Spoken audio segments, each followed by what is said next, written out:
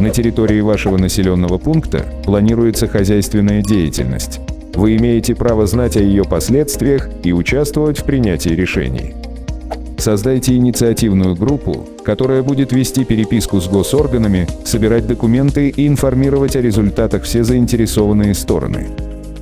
Запросите заключение государственной экологической экспертизы и оценку воздействия на окружающую среду в Государственном агентстве охраны окружающей среды и в Госстрое.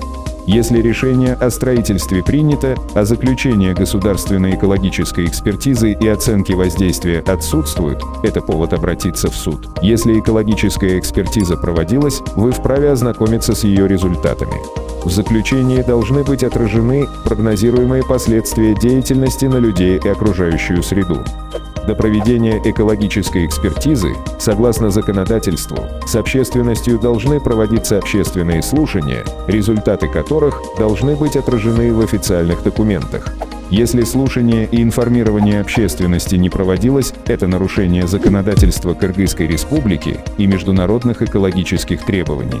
Общественные слушания должны проводиться тогда, когда еще можно много чего изменить, поэтому участвовать на слушаниях очень важно. На слушаниях можно давать свои предложения, высказывать опасения, отмечать риски, чтобы их вовремя устранил и учел инициатор деятельности. Активно используйте СМИ и социальные сети, чтобы информировать о процессе.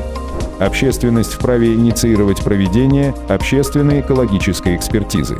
Заключение общественной экологической экспертизы носит рекомендательный характер, но оно должно быть учтено при принятии решений. Участие общественности в принятии экологических решений – одно из базовых экологических прав. Для его реализации нужна наша гражданская позиция и неравнодушие к окружающей среде.